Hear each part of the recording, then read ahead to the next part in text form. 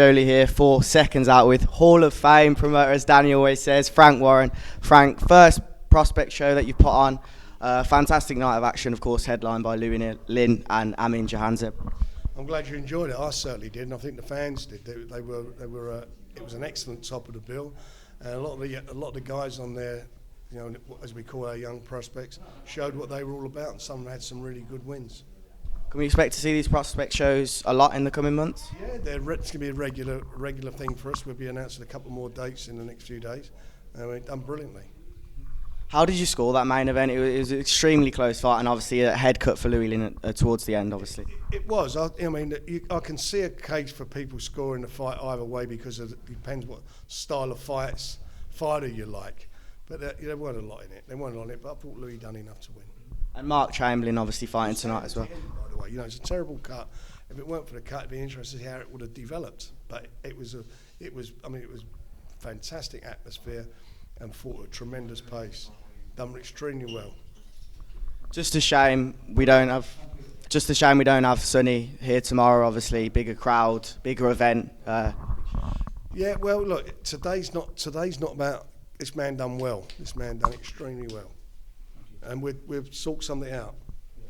But But this is about the prospects. It wasn't about the big show tomorrow. This is a totally different and new concept for us. And what it's about is, obviously you can watch the fights on BT Sport, but you can watch it on BT YouTube, and that's getting eyeballs on our boxers.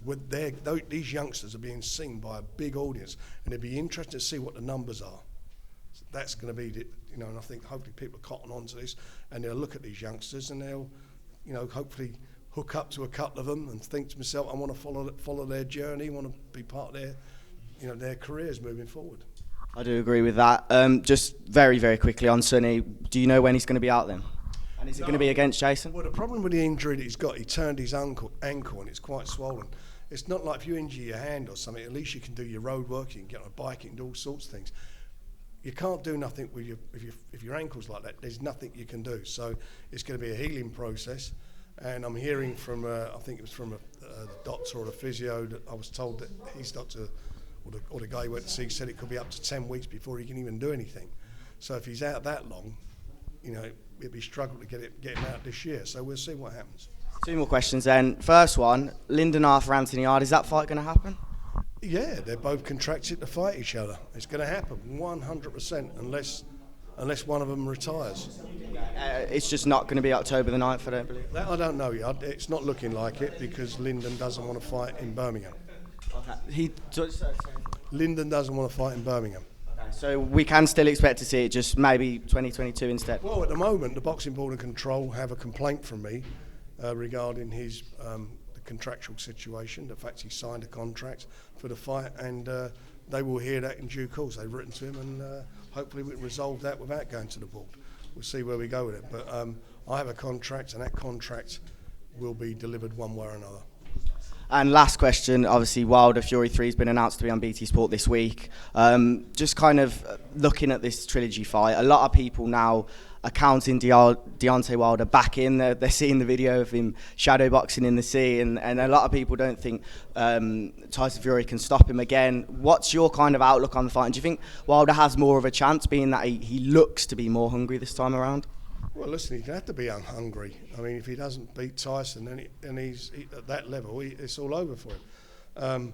All I know is I see Tyson up in Morecambe a couple of days ago, and he was physically, he's absolutely on the money, and mentally, he's there as well. He had a few problems a few weeks ago, terrible problems with his newborn daughter who's in ICU, and that obviously, who cares about boxing when things like that are happening? But thank God she's okay, and now he's really up and raring to go. And I hear all the things that Deontay said. He's got a new trainer, and they're obviously they've got to get instill some confidence, get building back up. The first fight, Tyson came there. He lost, was it like 11, 12 stone? Was it within 6 months of his comeback? Fought him and got robbed.